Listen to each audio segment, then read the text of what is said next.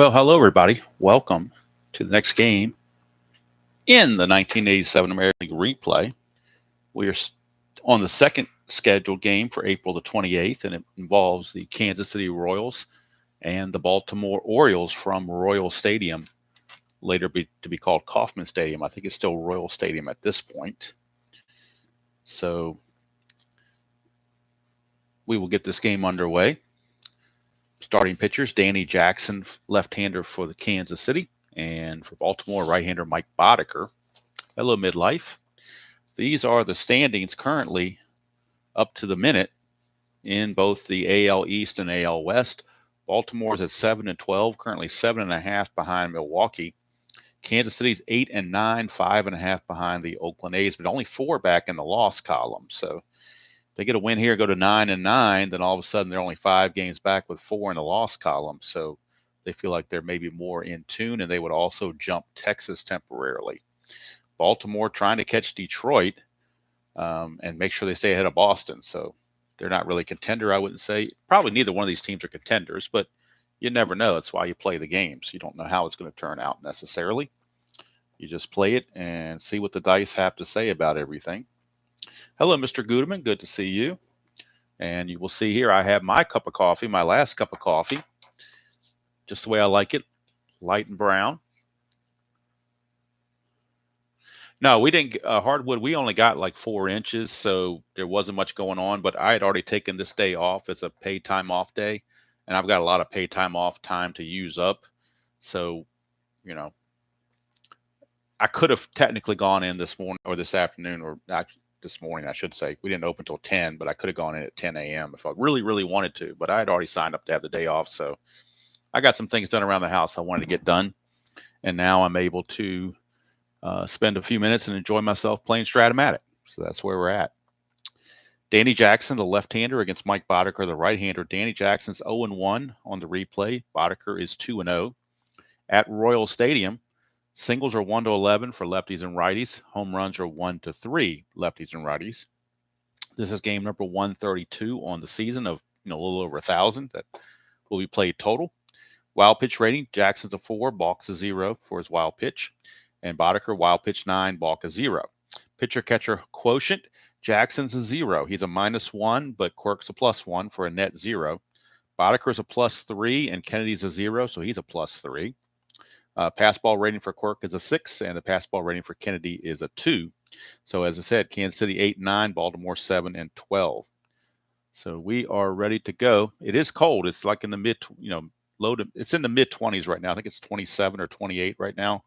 But the sun is out, so it has been melting the driveway. So it looks like I won't have to go out and shovel the driveway after all.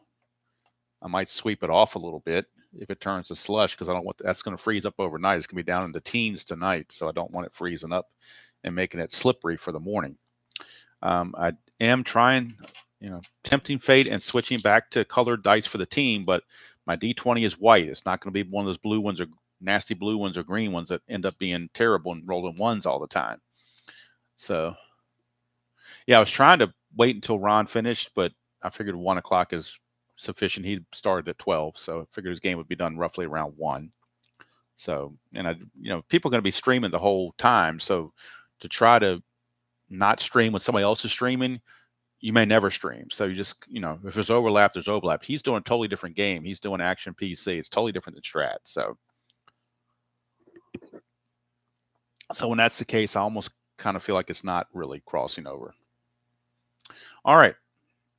So one last thing I forgot to do. Seems like I always do it. Yeah, I was trying to wait till Jeff finished his game, and then I saw Ron coming on at noon. So I said, let me wait till he finishes his game. And then I know Jeff wants to do something at 2:15 or so. So it's like I'm trying to squeeze this in between the two. And sometimes you just do the best you can to not step on toes. But as the old saying goes, you can step on toes, toes will heal. So it's not that big of a deal, in my opinion. All right, here is the Strat computer coming up. And we're going to get this game underway as soon as I get the statistics on Danny Jackson. So Danny Jackson on the replay is 0-1. As I said, his ERA is 4.23, 28 innings pitched, 25 hits, 15 walks, and 25 strikeouts. Lineup for the Orioles: Wiggins, the DH, Burleson back at second base. Then the usual suspects: Ripken, Murray, Knight, Lynn, Kennedy. Nelson Simmons is in right field against the left-handed pitching Jackson, and Gerhardt's in left. For the Royals, George Brett's still injured, so he's out of the game, or out of the, not on the roster. So we got Wilson, Seitzer, White, Orta, Tartable, Bo Jackson, Balboni, Salazar, and Quirk. Those are your lineups. Now, Wiggins will lead off for the Orioles. He is struggling at 175. Hello, Captain Carl. Good to see you. Yep, I know Spokane usually gets on about 4:30 Eastern or so. So, I'm just trying, you try to, like in the evenings, I usually wait until RJL has finished his game before I start streaming, which means I don't start till almost 9 o'clock, which is a little later than I wanted to, but I don't want to be in direct conflict. So try to work around things. But then again, not to be crass, but nobody, 8 o'clock does not always belong to RJL. There are other people that stream. So just have to take it for what it's worth.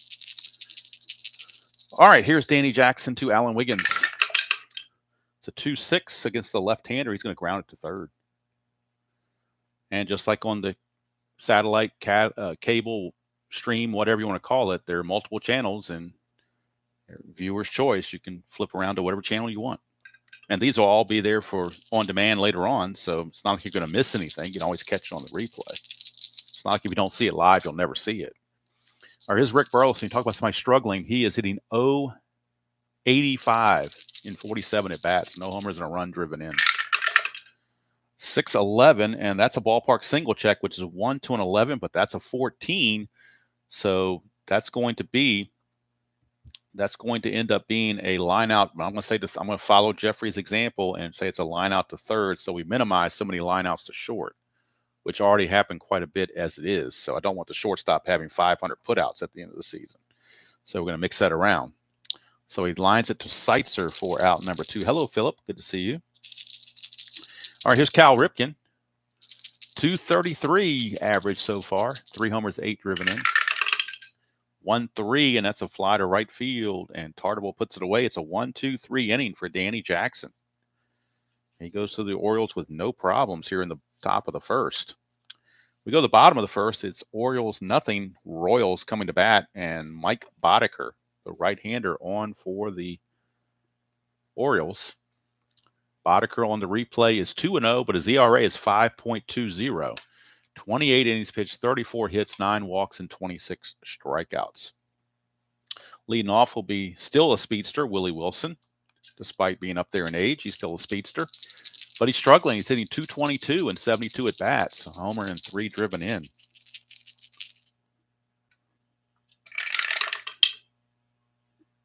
Uh, 2-7 for Wilson is a ground ball to third, 1 away.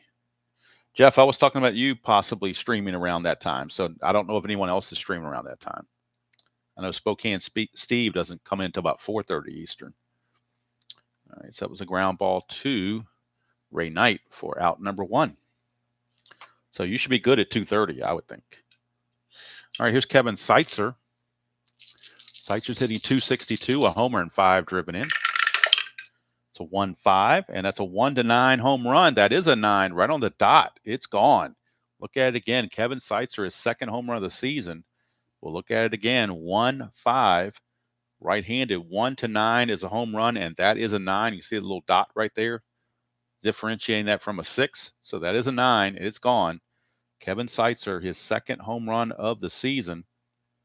RBI number 6 for Seitzer. And the Royals take a 1-0 lead. That'll bring up the venerable Frank White, second baseman. Seems like he's been around forever. He's hitting 209, 3 homers, 8 driven in. It's a 3-9, and that's a line out to Knight again. So Knight makes the second play of the inning. 2 down for George Orta. Talk about somebody that's been around a while. George Orta has been around a while. He's only had 12 at bats. He's got 1 hit. It happens to be a triple. So he's hitting 083, but it's no homers and 2 driven in. That is a something's got no. It went through 2-2. 2-2 for Orta is a foul out to Terry Kennedy, and that's going to end the inning. But the home run from Kevin Seitzer is going to give Kansas City a 1-0 lead after 1. Hey, Joel.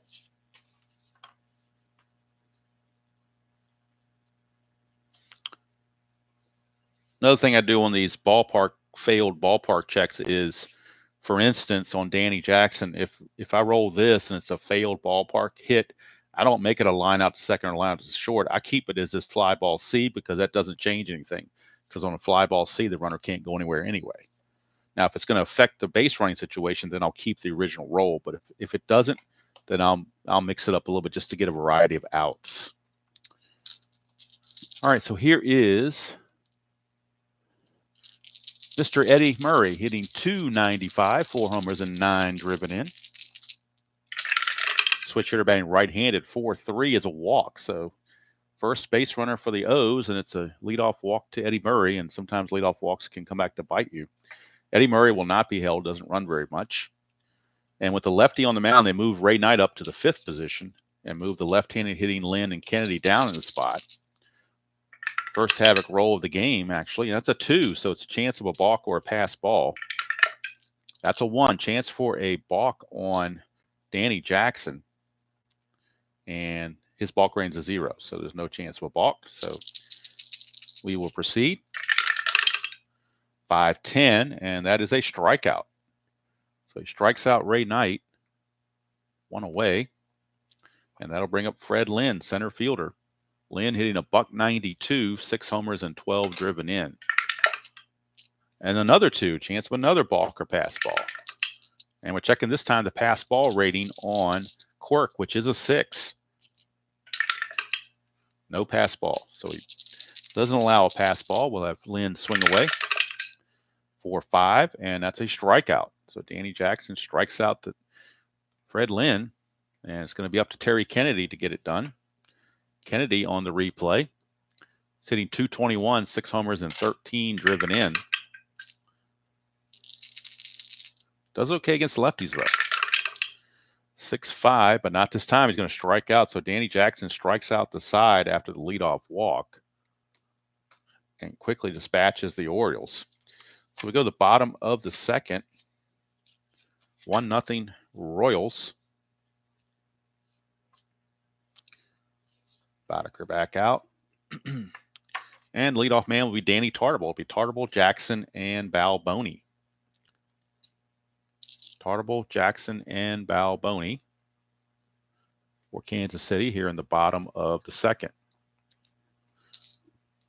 The sun's coming in, so I'm thinking there's almost too much light here. So let me dim this a little bit. Hopefully that helps some. Might not even need the light at all, to be honest with you, because all the sunlight's coming in. Let me turn the whole light off and see if that makes any difference. I think we can live without that overhead light now that I'm looking at it. So we're going to go with that because there's so much sunlight coming in the window that, because normally when I'm doing this, I'm doing it at night. This is a rarity doing it in the daytime, especially in the afternoon. So, all right. So now that that's out of the way, let's get back to the ball game. Danny Tartabull on the replay is hitting .242, 5 homers and 10 driven in. That's a 2-8, and that's a single to right field. So leadoff single for Tartabull. And he will not be held. Certainly not going to go anywhere. Even though Boddicker's a +3, they still don't want to risk it. Not with Bo Jackson coming up. You don't take the bat out of Bo's hands. So Bo is hitting .308, a homer and 9 driven in. Bo knows. 3-9, and he knows a possible double on a 1-13. That's a 20, though, so he knows a fly out to right field. Try to go the opposite way, but Nelson Simmons is there. 1 down, and retreating to first base is Tartabull. That will bring up Steve Bye-Bye Balboni, and he's bye-bye for a reason. He struck out 18 times and 54 at-bats. So 1-3 ratio on the strikeouts. He's hitting a .148, 3 homers and 5 driven in. But he's in there because he can hit the long ball. 3-7, and he can also strike out. He did it again. That is strikeout number 19 for him in 55 at bats. That's why I got the name Bye-Bye. It's not because the ball went out of the park and they were saying bye-bye to the ball. They were saying bye-bye to him going back to the dugout. So here's Angel Salazar, also known as Argenis Salazar. I think that's his actual name. They just called him Angel to make it easier. He's hitting 310, a homer and 3 driven in. That's a 1. Chance of a wild pitch on Boddicker, and his wild pitch rating's a 9. So Boddicker will uncork the wild pitch. That turns this into a clutch situation, as someone once said. And Salazar in the clutch will lose 2 hits. Actually loses 3 hits. He's definitely anti-clutch in column 2. He loses a hit on 5, 8, and 9. So definitely anti-clutch is Mr. Salazar, especially in that column 2. But we're in Boddicker's card, 5-10, and that is a ballpark single check, 1 to an 11. That's a 1. It's a base hit, but it's only 1 star. So even with 2 outs, Tartabull will only get third base. That's the caveat on the ballpark singles, is you only get 1 base. And now with runners at the corners and 2 outs, Salazar will be held, but he won't go anywhere. And Jamie Minute Quirk in a clutch situation as well, but he gains hits on clutch. He's a 1-9 and a 2-8 and a 2-6. He gains 3 hits, so he is pro clutch. On the replay, he's hitting 259, no homers and 2 driven in. So Jamie Quirk, chance to extend the lead, 4-7. Ground ball second base X, and shortstop's doing the holding, Ripken, so that means Burleson will keep his 4 E18, but it's still not good. 4 and a 15, though, he might get away with it. 4 and a 15 is a G2, so that'll be a fielder's choice. His error rating is an 18, so he's got to avoid 13, 3, and 18. And he does, so it's a good play. It'll go 4 to 6 on the fielder's choice to end the inning. So Boddicker gets out of it.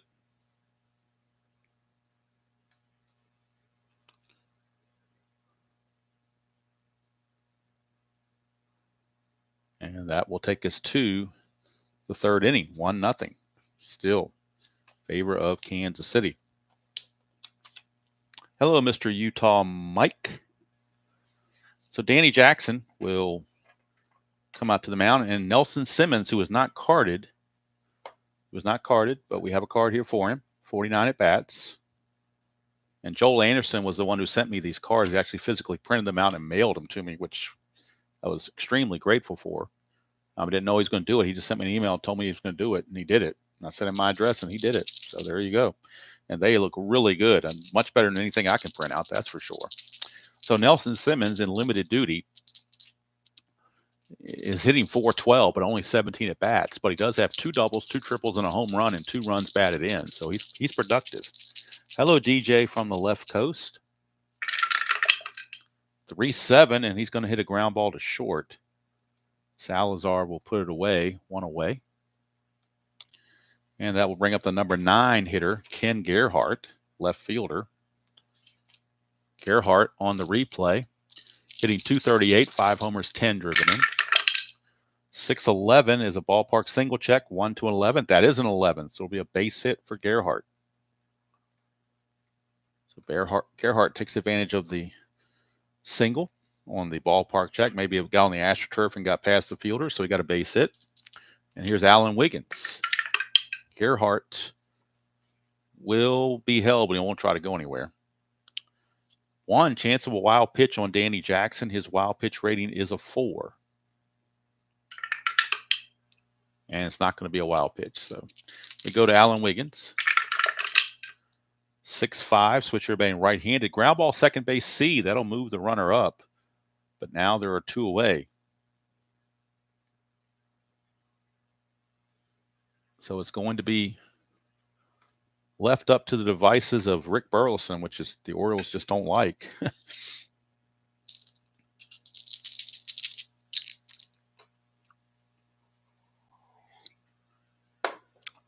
So Burleson in a clutch situation against the left-hander Jackson. Clutch situation is neutral. He has no disadvantage or no advantage in the clutch. So Burleson against Jackson. That's a 3-7, and he's going to strike out. And that's going to end the inning. Nothing doing for the O's. We go to the bottom of the third. Still 1-0 KC and the Sunshine Band.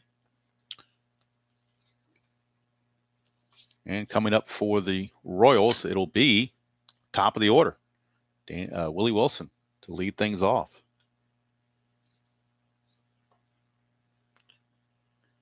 I have not yet, Mike. What I did do is I went in and edited the team and gave them the win, and I updated their record against the Expos and against left-handed pitching and at home and all that stuff. I just haven't done it for the players. I've got to actually go back and look at the score sheet from that game and input the stats manually for the Reds. So I haven't done it yet, but I will. But the win has been updated. So the correct record that they have now, the 10-5 record now is correct. All right. Okay, so Willie Wilson will lead it off against Boddicker. 2-8, and that is a single for Willie Wilson. Lead off single. And he's a threat to run, especially with that +3. That looks pretty tempting. So a 3 through 6, he gets the lead, and it's pretty much going to be automatic. And he does. That's going to mean a 19. Being held makes him a 17, but then the +3 is a 20. So the only way he's out is on a 20. And let's see, Kennedy's only has a T2, though, so it's worth the risk to throw down. Try to get that 20, but they can't. So Willie Wilson will steal it. So Willie Wilson, with the steal, puts him into scoring position with nobody out as the Royals try to extend that lead. And for Wilson, that is stolen base number 6 on the season here in game number 18 for them. So he's been pretty active on the bases. And he will have to be held at second base because he runs so well. And here's Kevin Seitzer. 1. So, boy, even this white die is coming up with a 1. I have to get the other white D20 because this one's coming up with a 1 way too often. This is just way too often this is happening. 9 for a wild pitch. No, fortunately, it's blocked this time. I'm going to switch out D20s coming up. Hello, Kenyon. I am going to switch D20s at the end of this inning. This is ridiculous. I'm getting so many 1s on here. It just doesn't make any sense. His Seitzer, 2-3, and that's going to be a strikeout. Seitzer will whiff. 1 away, and that's going to flip it over to Frank White. White line to third his first time up. 6-6, and that's a 1-17 single. That's only a 1-star single, though. So Wilson, despite his speed, can only get to third base. Must have been an infield hit that got knocked down. So now runners are at the corners with 1 out for George Orta. Orioles will play back for the double play as Orta. Well, actually, Orta didn't hit into too many double plays. So they're going to play in because he has no ground ball A's on his card. I know it's kind of gaming the system, but looking at this, he has no ground ball A's at all on his card. So to play back for a double play would not make sense in this case. We're going to play in and try to get Wilson at the plate because there are a lot of ground ball B's on his card. So I know maybe it's kind of gaming the system, but 3-4, and that's a pop out to first, so it doesn't matter anyway. It's the infield fly rule as he pops up to Eddie Murray for out number 2, and now the infield can go back to normal. And Danny Tartable's in a clutch situation. In the clutch, Tartable, like I said, loses those 2 hits there and the 1 hit there. So he's got 3 different places he's going to lose a hit. Boddicker to Tartable. 2-10. Ballpark blast. It's only a 3, though, but that's a 2. Again, that low number on the D20. Look at it again. Danny Tartable, 210 is a ballpark blast, and that's a 3, and that's a 2. It is a 3-run home run for Danny Tartable. Home run number 6, RBIs 11, 12, and 13, and the Royals lead it 4-0. And And I think Mike Boddicker is protesting this D20. But not a whole lot you can do about it. 4-0 Kansas City. And now here's Bo Jackson. 2 outs and the bases cleared. 2-9, and he's going to strike out to end the inning. But 3 runs come across. And we played 3 innings at Kansas City, and they lead it 4-0 over the struggling Orioles. This is the year before the Orioles lost 100 and some games in '88, where they lost 23 games in a row to start the season. So they were already on the downslide. And so maybe we're seeing that now. I don't know. But I'm going to get a new D20 because I can't take this D20 any longer. Simple as that.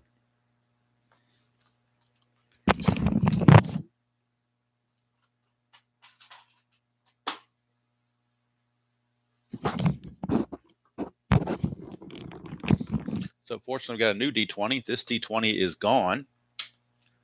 May never come back. I don't know. But we've swapped it out to see if that helps any at all. And we start the top of the 4th afresh with a new D20. And hopefully that makes a difference. Oops. Taking the light off of the camera as well to maybe give some contrast and make it not so bright on there. So we'll see if that helps. All right, so Danny Jackson facing Rick Burleson with our new D20 in hand. We get a 5-7 against the right-hander, and that's a 1-2 single, but that's a 20, so he's going to line it to short. I'm sorry, it's Ripken, not Burleson. My bad. Burleson struck out last time, so it's still the same versus a right-handed batter. So liner to short it is.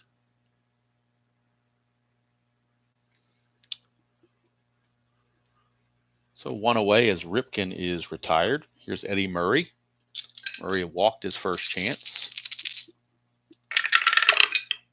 1-7, and he's going to hit a 1-10 double. 11-20 is a single. That's a 9. It'll be a double for Eddie Murray. Steady Eddie. It's a double. Here's Ray Knight.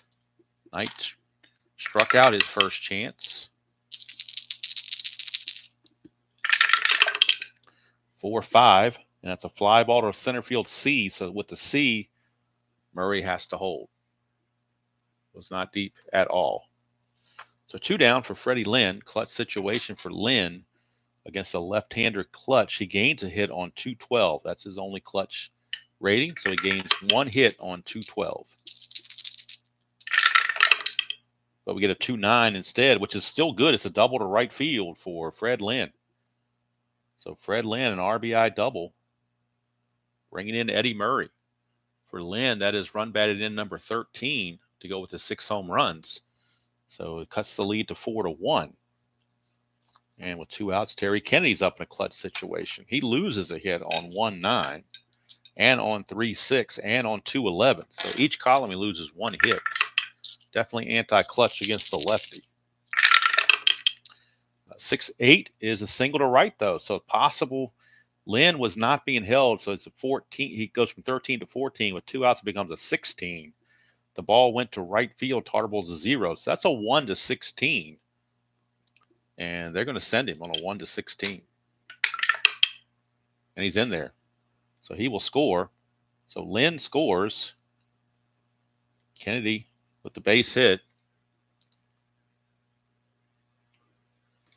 And my house rule is on the taking the extra base on the throw home. If your run rating is below 10, you stay put. So Kennedy would not be the kind of runner that would take the extra base and go to second. So I know it's in the rules, but I homebrew that for slower runners not to get the extra base, which is why I threw to the plate. Otherwise, I would have just thrown to second and let the run score. But that's the reason why that took place. All right, here's Nelson Simmons. Kennedy will not be held at first. Simmons grounded to short his first time up. It's a 3-7, and he's going to ground to short again. Fielder's choice, 6-4 to end the inning.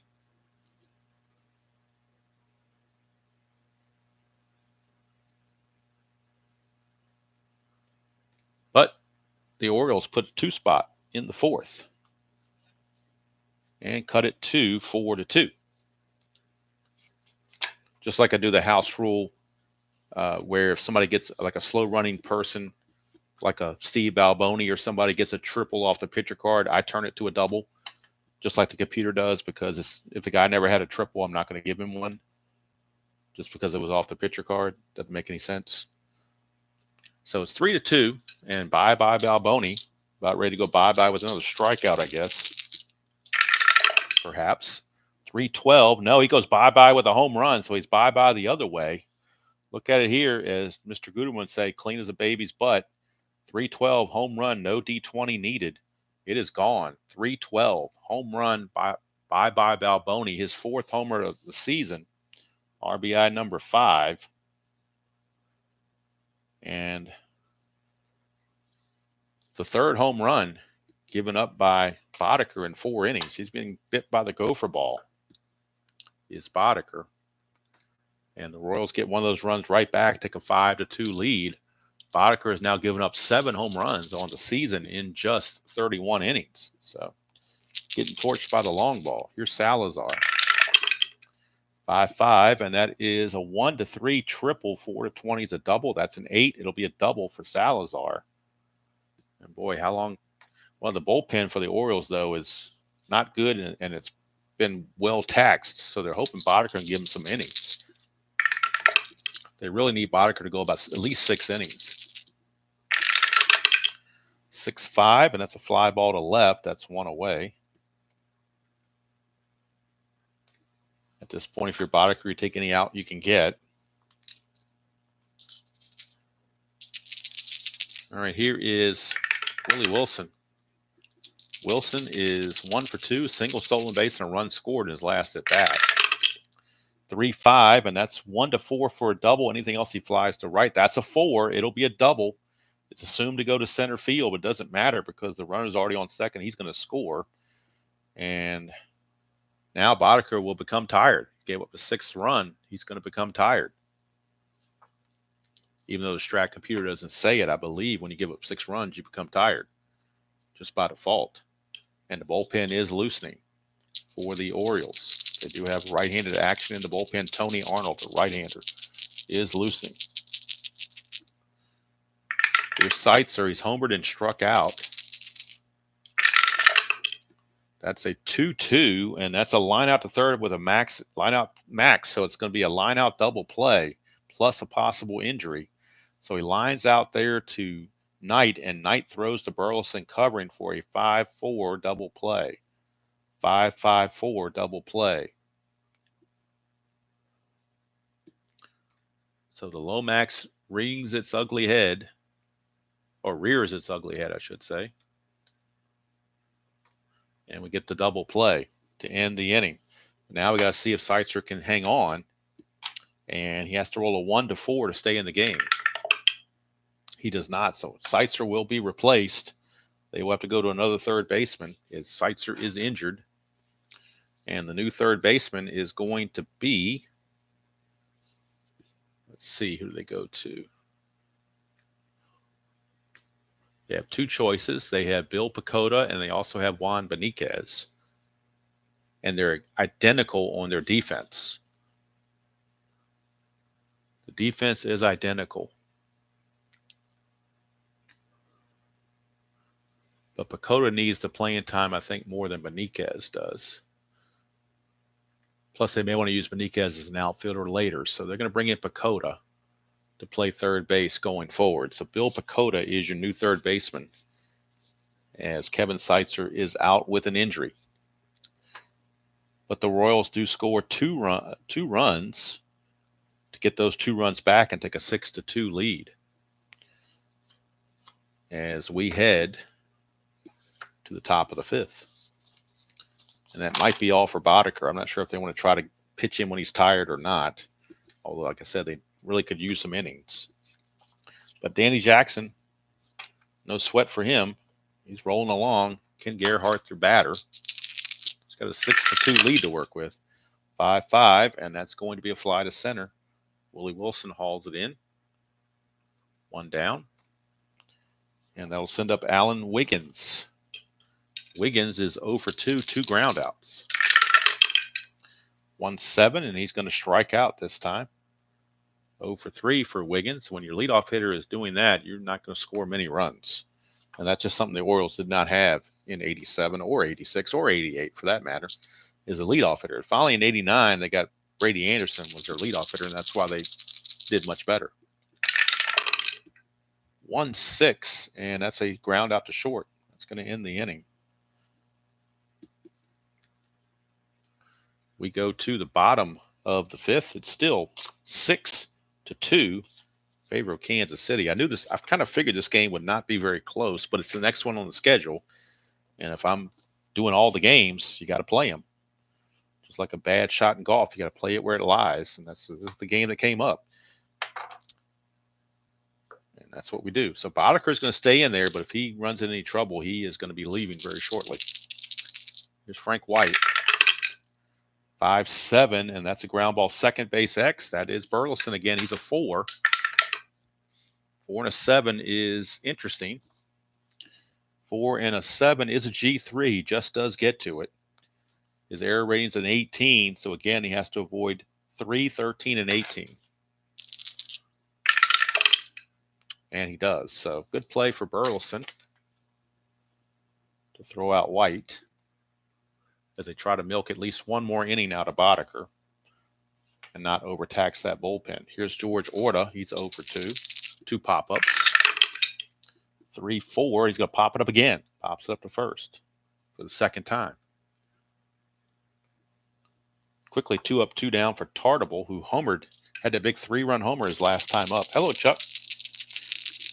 We only got about, I think they measured it at 4 inches, so it's pretty much done at this point, so there's nothing major going on.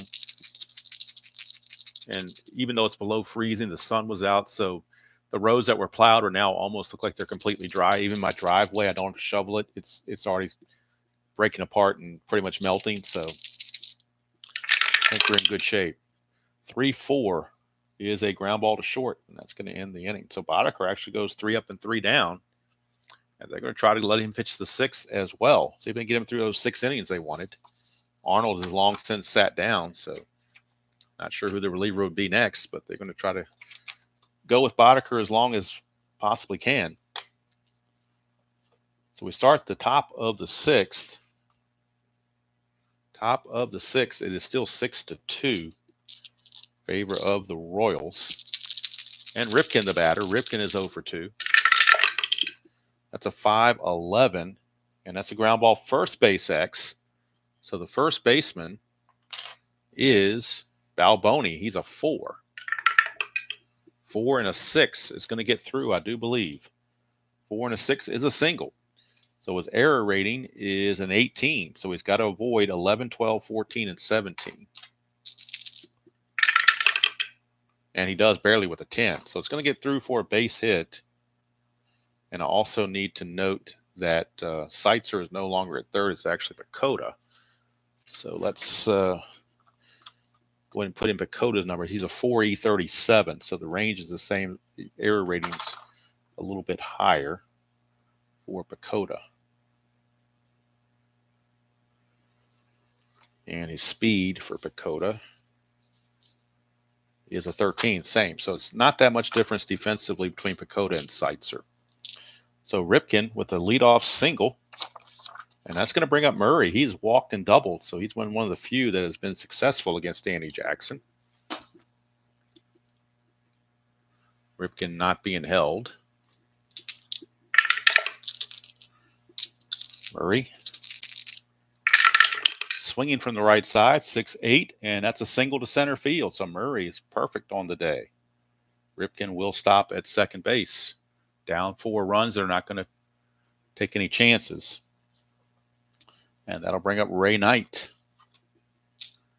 Ray Knight has struck out and flown to center.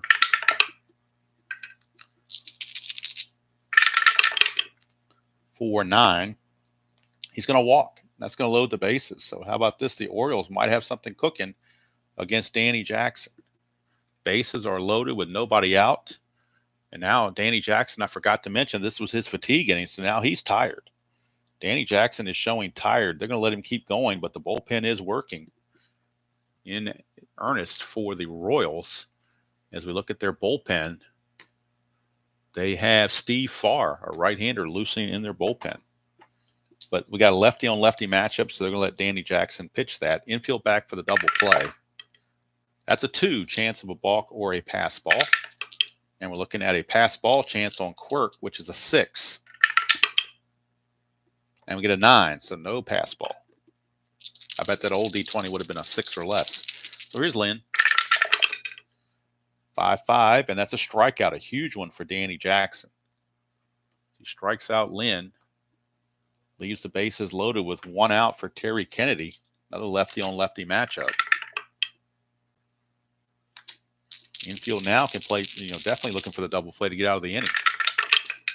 That's a 2-6, and they almost got it on that ground ball A, but it's actually a strikeout. So Danny Jackson coming back, striking out both the left-handers. And now he's got to deal with the right-hander, Nelson Simmons, to get out of the inning. Clutch situation now for Simmons, and in the clutch, he loses a hit on 1-8. That's his only clutch result. That's a 4-7 instead, and that's a walk. That's going to force in a run, and that's going to be it for Danny Jackson. They're going to pull him at this point with the bases still loaded. And now the score down to 6-3. Tying runs are on base. The go-ahead runs at the plate with a right-hander, Ken Gerhardt. So the call has been made to the bullpen, and Danny Jackson will exit stage left. He's going to go 5 2/3, and we'll do the rest after the inning is over because all these guys are his responsibility. But coming on will be Steve Bridge Too Far, right-hander. And we'll get his numbers on the replay. Mr. Farr. No relation to Jamie, as far as I know.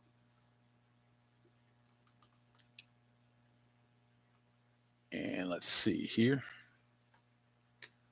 Bring in Mr. Steve Farr.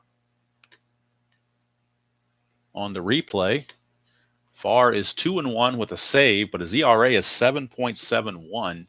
It was 4.15 in real world. But he's only pitched 9 innings. 9 innings, 12 hits, 9 walks, and 10 strikeouts. So the walks are really high. 9 walks in 9 innings is a little bit alarming.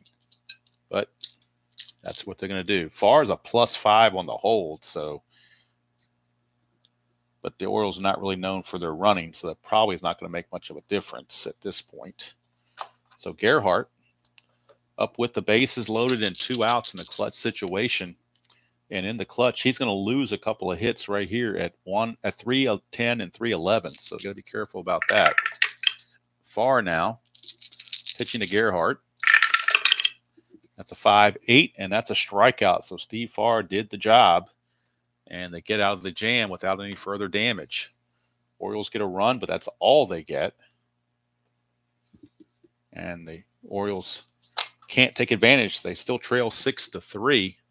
Could have been, that was probably their one opportunity in the game to get closer, and they did not take advantage of it. So now the inning's over. We finished the job on Jackson. He goes 5 2/3, 6 hits, 3 runs. They were earned. Walked 3, struck out 7. But Boddicker is going to hang in there, even though he's tired. He did pitch a 1-2-3 5th inning, so they're going to give him another go. He's got to deal with Bo Jackson. And that can be an issue.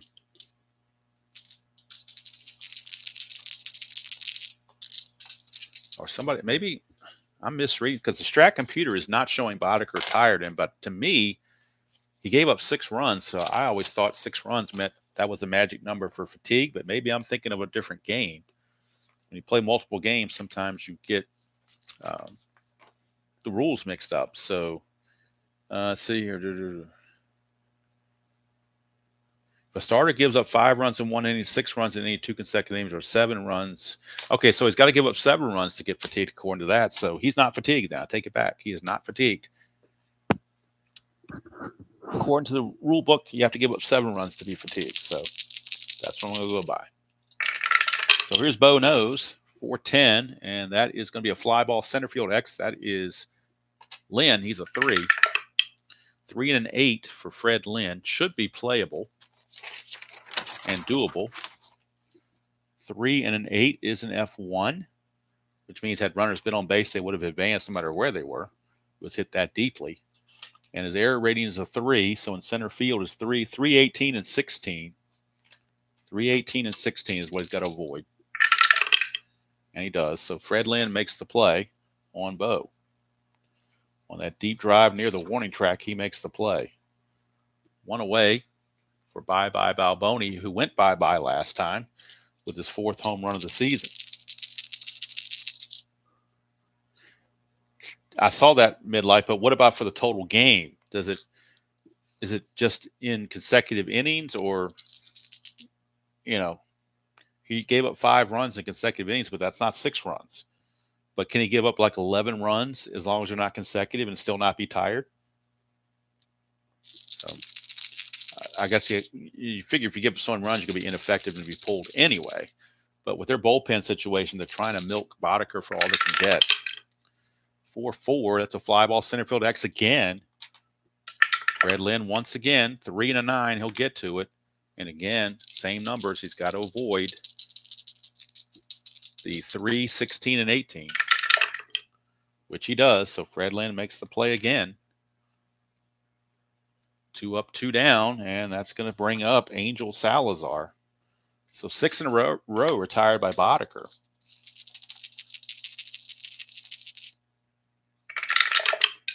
That's a 3-12, and that's a foul out to Kennedy. So that's 7 in a row retired by Boddicker. It's just interesting how Boddicker is not tired, but Danny Jackson was, and Danny Jackson's pitching much better. But that's just the way it goes. So we go to the top of the 7th, and Steve Farr will be back out. He's only faced 1 batter, so he's definitely good to go. But we are in the 7th inning, so pinch hitting is definitely on the mind of Cal Ripken Sr. And we will get a new hitter for Alan Wiggins, as Larry Sheets will pick up a bat, and he will become the new designated hitter. And let's see, at second base, they're going to have Jim Dwyer bat for Burleson, and Don't Walk Away, Rene Gonzalez will take over at second base.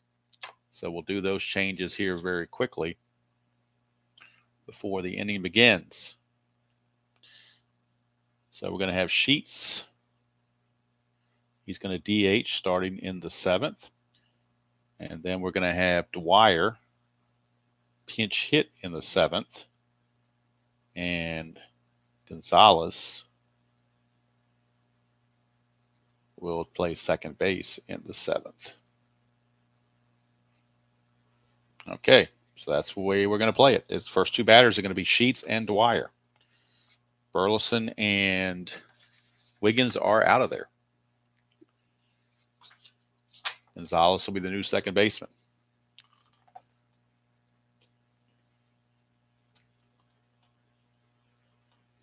All right, top of the 7th we go. Steve Farr against now the DH, Larry Sheets. And we'll get the numbers on Sheets.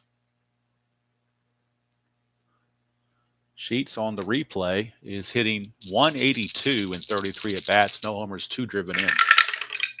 That's a 6-9, and that's going to be a walk, leadoff walk for Sheets. Wiggins would have gotten the same thing, and he'd been a better runner, but you had to try to get somebody who can get on base.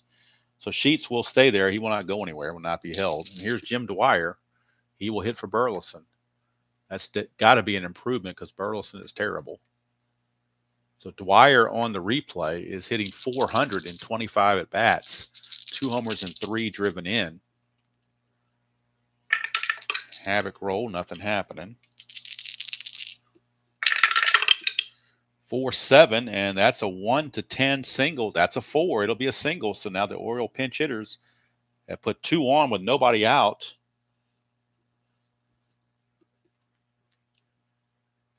And we'll see if Gonzalez is going to run for Dwyer. Is he a better runner? 12, and Dwyer is a 12. So Gonzalez will come in and pinch run for Dwyer and stay in the game, play second base. So I'll put him as a pinch runner. So don't forget to put him in later. We'll put him as a pinch runner now. for Dwyer. And then the computer will prompt me to put him at second base. All right, here's Cal Ripken. Ripken with a chance to get something done. Nobody out. 2 on. Start the inning. 4-4, and that's a ground ball second base C, so the runners are going to advance. It acts like a sacrifice. Not what Ripken really wanted, though. But it's better than hitting into a double play.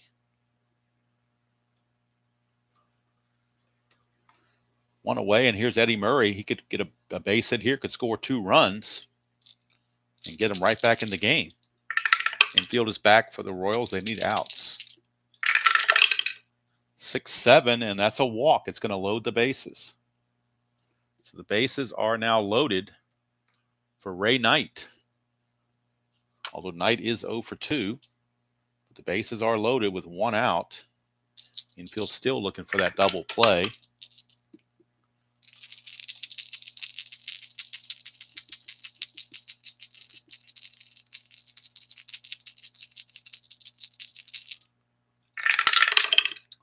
That is a 3-8, and that's going to be a single, 2 stars for Ray Knight, a 2-run single.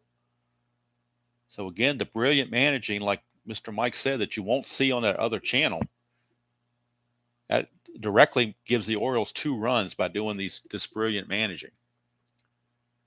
I can't help it. As the song said, it's hard to be humble when you're perfect in every way. All right. Fred Lynn, the batter. Steve Farr may be in trouble. Runners at the corners. 1 out. They're playing back for the double play. 4-4, and that's a strikeout. That was big for Steve Farr to strike out Freddie Lynn. And that's twice in a row that Lynn has struck out in the clutch. No, that was, I believe that was Mac Davis that sang that song. He was in that football movie with Kurt Russell and Robin Williams, I think. He was in one of those football movies. I know that. I want to say his name was Mac Davis, but I could be wrong on that because I don't know. I don't follow that kind of music very closely. Semi-Tough, you got it right. Yep. I think he was in that movie. I think he was a quarterback in that movie. I don't remember because I barely remember the movie. But anyway, Terry Kennedy in the club. Hello, Mr. Ivan. Mac Davis. Okay, North Dallas 40. That's it. Yep, you got it. North Dallas 40. If anybody knew, I knew Bill was going to know because he knows all the trivia stuff.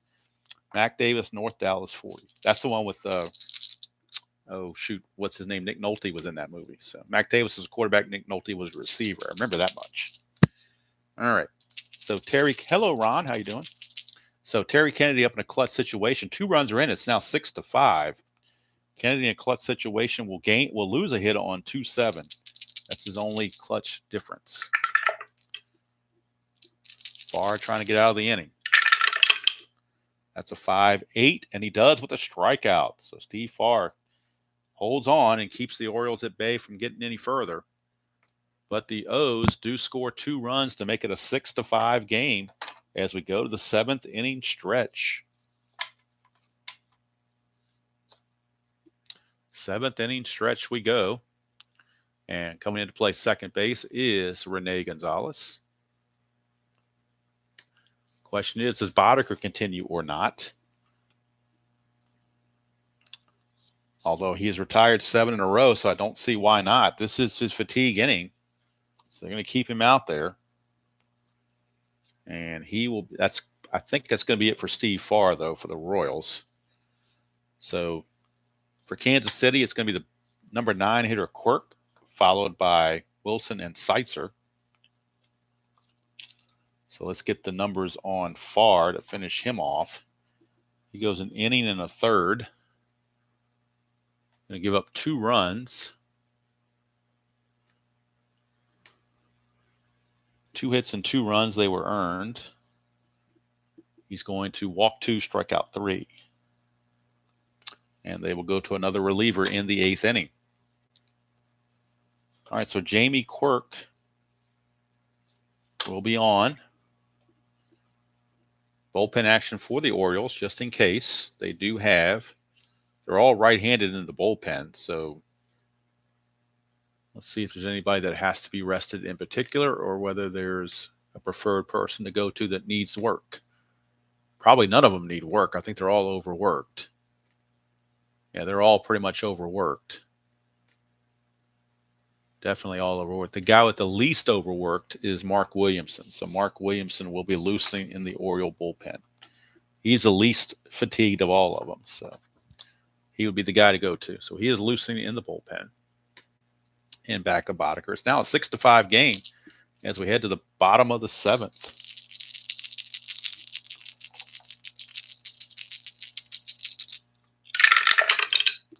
.110 for Quirk, and that's a ground ball back to Boddicker. So Boddicker now has retired 8 in a row.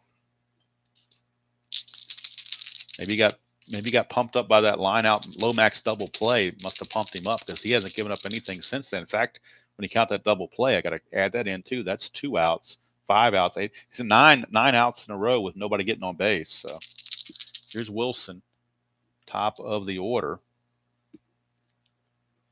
And for Willie Wilson, he is 2 for 3, single and a double, but he did get doubled off on that line drive double play. That's a 2-5, and he's going to ground it to Eddie Murray, take it to the bag himself, 2 down. And that brings up the new third baseman, Pacoda. He had to come in when Seitzer got hurt on that Lomax double play. So Pacoda will get his first actual at bat. And Pacoda's hitting .500, but he's 2 for 4. I mean, limited duty with 1 run batted in. 5-7 against Boddicker is a ground ball second base X. That's the new second baseman, Gonzalez.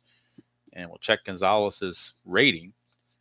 Rene Gonzalez at second base is a 3E32. So a 3E32 for Gonzalez. 3 and a 13, he'll get to it. 3 and a 13 will be a G2, but he is an E32, so he's got to watch out for that. It's kind of a high error rating for a second baseman, but E32. He's got to avoid 11, 15, 17, and 18. That's not that many numbers to avoid, actually. That's a 4, so good play for Gonzalez. He makes the play to end the inning. And Boddicker hanging in there. Kept his team in the game as much as possible, and they rallied. So we go to the 8th inning. 6-5, our score. It was 6-2 at one point, but 3 unanswered by the Orioles, 1 in the 6th and 2 in the 7th. And now Kansas City will need a new pitcher as they decide that Steve Farr has gone far enough. So coming in for the Royals. Let's see, the Orioles have Simmons, Gerhardt, and Wiggins. I'm sorry, Simmons, Gerhardt, and Sheets, rather. So, in fact, let me do this so I don't confuse myself or anybody watching. We're going to replace these guys. So Sheets is your DH, and Gonzalez is at second, so that we know who's what here. And Gonzalez is a 3 E32. Maybe that's better to do to make it so it's not so confusing. All right, so we have righty, and a lefty. So that means they're going to a right-hander out of the bullpen. Question is, which right-hander do they go to? Can they depend on Quisenberry to get a 6-out save?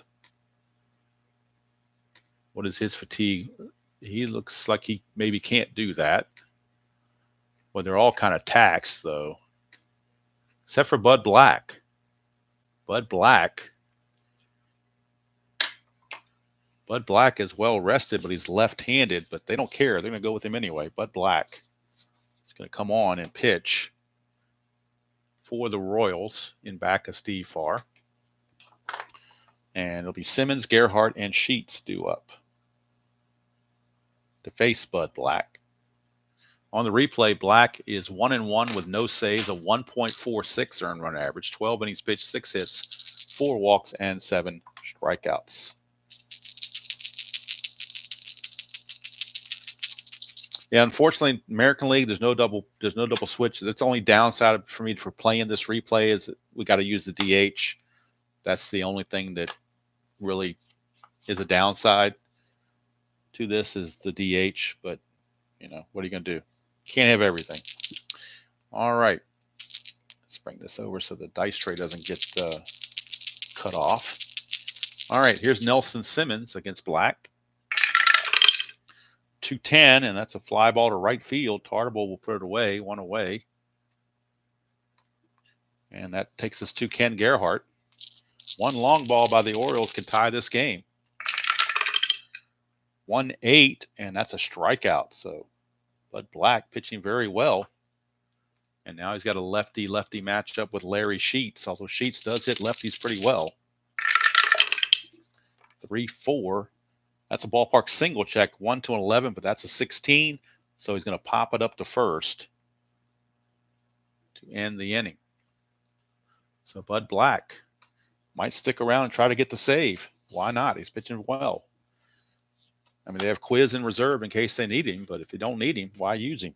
Might as well get him some rest. All right, Boddicker is going to try to pitch a complete game, apparently, because Cal Ripken Sr. has put him back out there. He's got full endurance, so they might as well keep him out there. Frank White. All right, midlife, you take care. Bottom of the 8th, 6-5 Royals.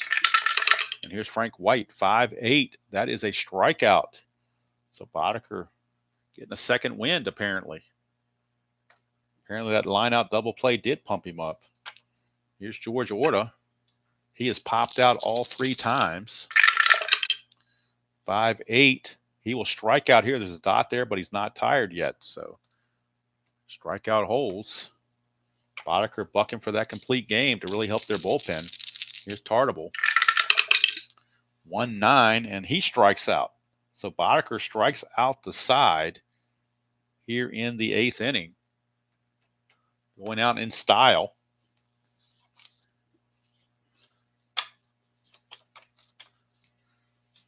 And we go to the top of the 9th, last chance. It'll be Gonzalez, Ripken, and Murray due up for the Orioles. And I don't know. Let me check who's on the bench for Baltimore to see if they have any possibilities of a pinch hitter. And if they would have anybody left to play second base. They do have Jackie Gutierrez that could play second base. Shelby could pinch hit. But Shelby's only a 217 hitter. And Rene Gonzalez is actually 267 in real world. So they're going to let Gonzalez hit. And actually on the replay, Gonzalez is hitting 429 in just 7 at-bats. Does have no homers and 1 run batted in. So Black to Gonzalez, 3-5, and that's a fly to left field. 1 away. Quisenberry is ready in the pen if needed, but they're going to roll with Black as far as they can, since he's retired all 4 he has faced. 6-6, and that's a fly to right field by Ripken. So that's 2 down. And it's all up to Eddie Murray. And Murray has reached base every time. 2 walks and 2 hits. So the dangerous Eddie Murray, he could very well tie this game with 1 swing of the bat against the left-hander. He's got ballpark blast sitting right here and a ballpark blast sitting right there. And up here. So he's got several chances to do it. 3-2, though, is a fly to center, and that's going to do it. The ball game is over. He gets 3 flyouts in a row, so Bud Black pitches 2 innings and gets a strikeout, gives up nothing else. And he will get the save. Danny Jackson gets the win to improve to 1-1. Boddicker takes the loss. He will drop to 2-1, but Boddicker is going to pitch a complete game. 6-5 final. So this game ended up being closer than what I thought it would be. A 6-5 final. We'll go to the box score and get all the pertinent totals on this game. For the Royals, 6 runs, 9 hits, and no errors. For Baltimore, 5 runs, 8 hits, no errors. Kansas City left 2 on base, but Baltimore left on 8. Remember, there was 1 inning up here that left the bases loaded. They came back to bite them for sure. Boddicker is going to go 8 innings, give up 9 hits and 6 runs. All earned, no walks and 6 strikeouts. Unfortunately, he falls to 2-1. Danny Jackson is 1-1, and Bud Black gets his first save of the season. So game 132 is in the books. Player of the game, well, Danny Tartable was 2 for 4 with a home run. So Danny Tartable, his 3-run homer really gave him a 4-0 lead and really put him on course to win this game. So I'm giving player of the game to Mr. Danny Tartable. He is my player of the game for Kansas City, thanks to his 3-run home run. He was 2 for 4 with 3 RBI. So player of the game is Tartable. Kansas City evens their record at 9-9. Baltimore drops to 7-13. So that's going to do it from here. I know Mr. Guterman and some other people want to, get something out later this afternoon, so I will step aside after that. Back to work for me tomorrow. I got set to go one day, work Friday, then get the weekend, so that works out well. I will put out the last game or the final game of the Reds and Expos series. Probably put that out tomorrow. And then on Saturday, we'll have a new series with the Reds in History Maker Baseball where they start a home series with the Philadelphia Phillies. But next game on the Strat-O-Matic front, the very next game, in fact, we'll update the standings now before I go any further. Baltimore now 7-13. They are now 8 games back. Kansas City now 9-9. They are just 5 games back. So they actually leapfrogged Texas temporarily, and they pulled it within 5 games back, only 4 in the loss column. But it's very, very early, so kind of, take it with a grain of salt with these records. But the next game in the Strat-O-Matic replay, and it'll be game number 133, it'll be the Chicago White Sox taking on the Cleveland Indians from Cleveland. White Sox enter the game 10-6, and Cleveland will enter the game 8-12. And it'll be Joel Davis, a left-hander for the White Sox, against Ken Schramm, a righty for Cleveland. So that'll be the next game on the agenda for the Strat-O-Matic replay. But here we wrap it up from Kansas City. Thank you, Dan. Appreciate you being here and being a part of the audience. Does me no good to do this if nobody's watching, so makes it good for back and forth banter and seeing how the dice play out. But I had to switch out the D20 to get my sanity back because it would just get to be ridiculous with all the ones. So the new white D20 has taken over, and that will stay for a while. I got a funny feeling. So let's go do it from here. Hope you enjoyed that presentation of Strat-O-Matic Super Advanced 1987 replay.